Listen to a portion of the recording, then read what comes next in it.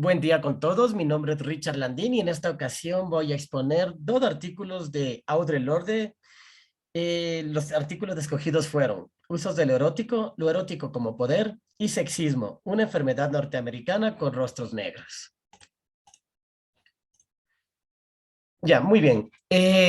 Lorde comienza explicándonos que el término erótico procede de un vocablo griego, la personificación del amor en todos sus aspectos. Y también al mismo tiempo nos dice que para ella lo erótico es una afirmación de la fuerza vital de las mujeres, de esa energía creativa y fortalecedora. Al mismo tiempo, Lorde también señala que lo erótico es un recurso que reside en el interior de todas las mujeres, asentado en un plano profundamente femenino y espiritual, y firmemente enraizado en el poder de los sentimientos inexpresados y aún por reconocer de las mujeres. También Lourdes destaca que hay varias clases de poder, los que se utilizan, los que no se utilizan, los que se conocen, los que aún no se reconocen, y que todo esto influye dentro de lo que es la opresión, porque la opresión debe corromper la cultura de los oprimidos, de donde podría surgir energía para el cambio. En este caso de las mujeres, tal opresión ha suprimido lo erótico como fuente de poder e información. Ya. La sociedad occidental ha devaluado el recurso de lo erótico de dos formas, fomentando los aspectos superficiales de lo erótico como signo de inferioridad femenina, y se ha inducido a las mujeres a sufrir y a sentirse despreciables, sospechosas, en virtud de la existencia de lo erótico. En esta parte es donde nace esa falta creencia de que las mujeres solo son fuertes si suprimen lo erótico, tanto de sus vidas como de sus creencias. Tal fortaleza es irreal porque se concibe bajo los patrones del poder masculino. Entonces de aquí se menciona, ¿no?, que todo está influenciado por las pautas de poder masculinas, y Lourdes señala que al valorar los hombres los sentimientos profundos y al desear que las mujeres los practiquen en beneficio suyo, las pone en una posición distante e inferior. Entonces, dice Lorde que lo erótico ofrece un manantial de fuerza inagotable y provocadora a la mujer que no teme descubrirlo, que no sucumbe a la creencia de que hay que conformarse con las sensaciones. Para ello, destaca que los hombres han definido erróneamente a lo erótico y al mismo tiempo lo han empleado en contra de las mujeres, de tal modo que se llega a renunciar y a considerar lo erótico como fuente de poder e información, sino más bien como lo que es conocido como la pornografía. Y aquí hay, o sea, para hablar de la pornografía es igual a la negación directa del poder del erotismo porque suprime los sentimientos verdaderos. La pornografía es igual a la sensación sin sentimiento. Y lo erótico es lo incipiente de la conciencia del propio ser, de los sentimientos más fuertes. Entonces, de esa sensación, lo erótico es de esa sensación de satisfacer, de satisfacción interior que se pretende recuperar tras haberla experimentado. Perdón.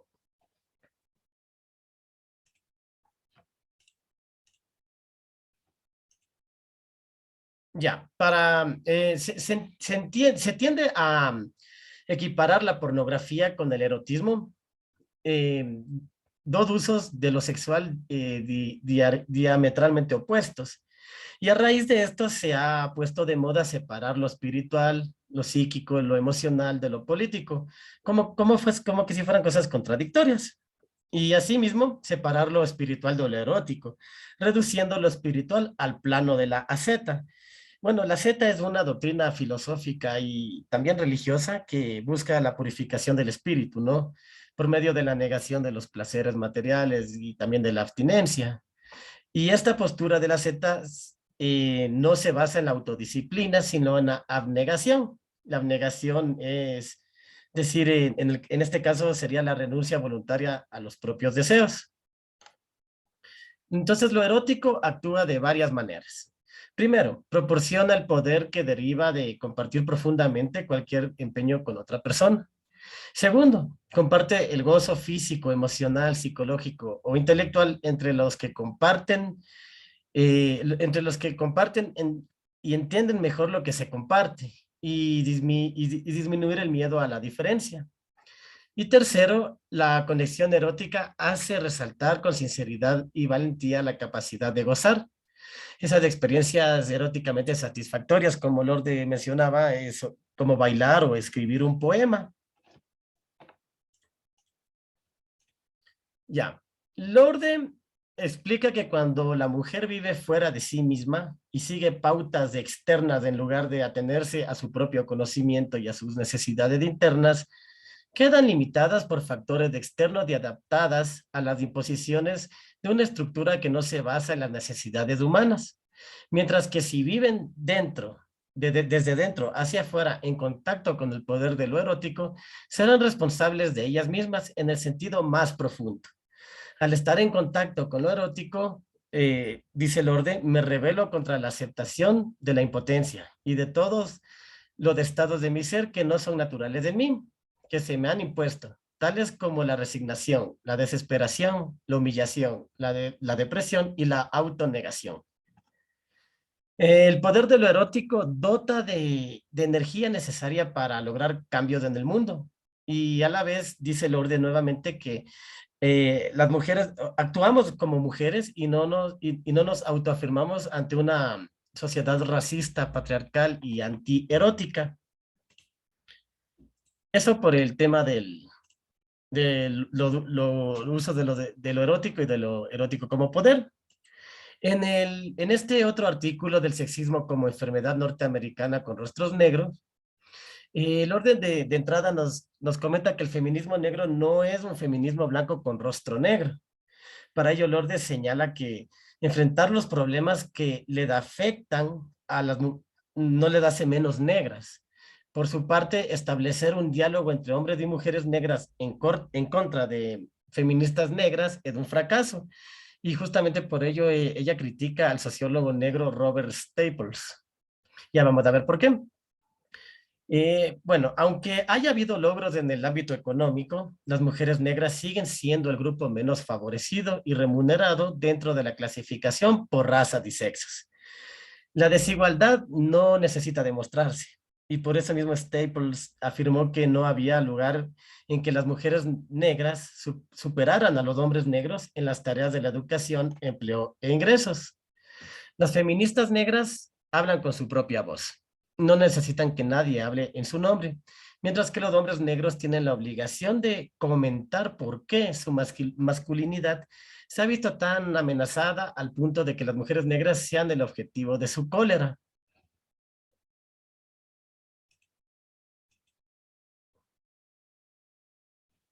Ok,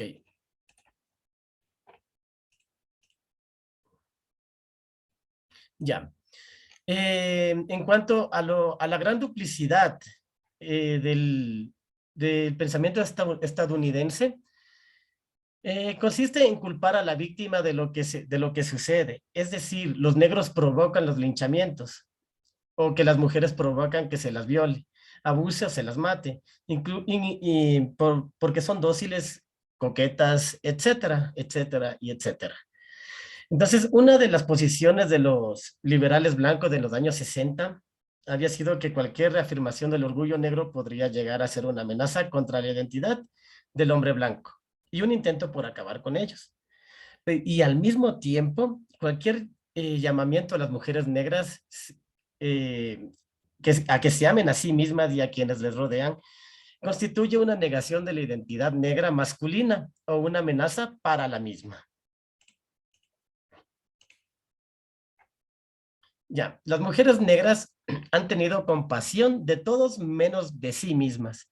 E incluso han cuidado a los blancos ya porque de ello dependía su salario y su supervivencia, al igual que han cuidado de sus allegados. La historia de los negros está llena de millones de relatos de mujeres negras que mostraron compasión por hombres negros que se habían salido del camino o, como dice Lorde, descarriados.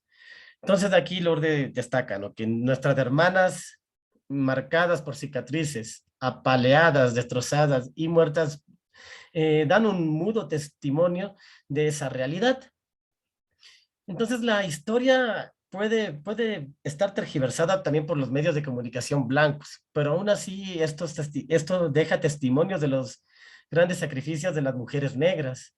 y que sale que es, por lo general siempre están dispuestas a hacer lo que sea por sus hijos y por sus hombres. Entonces aquí Lourdes también destaca que se necesita aprender, que las mujeres negras necesitan a aprender a cuidarse a ellas mismas y a inspirarse con pasión. Los opresores, por su lado, siempre esperan que los oprimidos los traten como con una comprensión de la que ellos adolecen, de la que ellos carecen. Y Lourdes señala que existen hombres negros que piensan que las mujeres blancas encajan mejor con el modelo de feminidad establecido en los Estados Unidos y que así, y que en realidad sí puede ser así, pero que eso, que por eso se casan. Pero por otro lado, Staples incurre en otro error de racionamiento, a justificar que este hecho en razón del motivo que lo causa, y ha censurado de paso a las mujeres negras. Y de todos modos, de este aspecto no es funcional para el bienestar del grupo o del individuo. Bueno, el destino de los Estados Unidos de los negros no es repetir los errores de los Estados Unidos de los blancos. Si el hombre negro sigue aferrándose al concepto de feminidad bajo el pensamiento europeo o americano, bueno, estadounidense, solo obstaculizarán el intercambio de la energía con las mujeres negras. No se puede entablar un diálogo entre las mujeres y los hombres negros si se niegan si se niega el carácter opresivo de los privilegios masculinos. Y si se usan esos privilegios con el fin de violar, matar o maltratar, sería como dejar impune la opresión masculina negra. Y porque una justificación de todas formas no justifica la otra. Entonces, no se puede negar al hombre negro el derecho de la elección personal de la mujer que satisfaga su necesidad de dominar. Y al mismo tiempo no se puede negar a las mujeres negras el derecho a la elección personal. Y esta se orienta cada vez más hacia soluciones que reafirman la condición de mujeres. Lourdes señala que es necesario despertar la conciencia de los hombres negros para que comprendan que el sexismo y el odio a las mujeres son actitudes absolutamente disfuncionales para su liberación, en tanto y en cuanto surgen en la misma constelación que engendra el racismo y la homofobia. También un aspecto interesante del texto era que incluso Lourdes comenta que en ninguno de los países socialistas que ella había visitado había desaparecido el racismo ni el sexismo, y que la erradicación de ambas enfermedades parece exigir algo más que que la abolición de la institución capitalista. Finalmente, y para terminar la exposición, según Staples, las relaciones creativas que hay dentro de la comunidad negra funcionan en beneficio de los hombres negros. Por otro lado, la poligamia se considera creativa, pero no así las relaciones lesbianas. Sería lo mismo que hablar de relaciones creativas entre amos y esclavos, donde el beneficiado siempre es el amo. Bueno, dentro de las conclusiones hay retos y exigencias de epistémica y de posturas para antropólogos. Entonces, hablando de lo erótico no se puede experimentar de segunda mano. Hay que reconocer los sentimientos eróticos y compartir los sentimientos profundos es una necesidad humana. En la tradición europeo-norteamericana, tal necesidad se satisface a través de encuentros eróticos ilícitos que otorgan un nombre falso a la necesidad y al acto, causando una distorsión que conduce a la pornografía y a la obscenidad y al abuso de los sentimientos. Para ello es necesario prestar importancia cuando satisfacemos nuestras necesidades eróticas para no caer en el abuso de los demás como objetos de satisfacción, sino más bien para establecer conexiones entre nuestras similitudes y diferencias. Como dice el orden, negarse a ser consciente de lo que sentimos en cualquier momento, por muy cómodo que parezca, supone negar buena parte de la experiencia y reducirla a lo pornográfico, al abuso, al absurdo. Lorde, en su calidad de feminista negra lesbiana, comparte parte de su vida donde a través de sus sentimientos, de su conocimiento y de su comprensión, ha tenido experiencias con mujeres con las que ha interactuado, ha bailado y hasta también se había peleado. Todo eso le ha dado la oportunidad de haber obtenido vivencias conjuntas que de otro modo hubieran sido imposibles. Mientras que las mujeres que continúan actuando de acuerdo a la tradición europeo-norteamericana masculina, no tienen la facilidad para compartir esta carga erótica. Y por otro lado, eh, Lourdes relaciona siempre la opresión dentro de la opresión. Es decir, la mujer negra vive oprimida por los patrones masculinos del hombre negro. Y a ello traslada la opresión que sufre el hombre negro por parte de la sociedad dominante blanca en Estados Unidos. Una opresión no termina con otra opresión, sino trabajando en conjunto. Una en unidad y dentro de una misma cultura. Pero el primer paso para ello es eliminar todo tipo de sexismo, dejando de lado los factores de inferiorización de la mujer y sobre todo suprimir el odio y la devaluación de la mujer en la comunidad negra. Las mujeres negras han dejado de considerar que dicho abuso sea aceptable en nombre de la solidaridad o de la liberación negra. Y este debe ser el punto de arranque de cualquier diálogo entre mujeres y los hombres negros, sean cuales fueran sus futuras conclusiones. Y finalmente, dentro del sexismo de la comunidad negra, las que más sufren las consecuencias son las mujeres negras.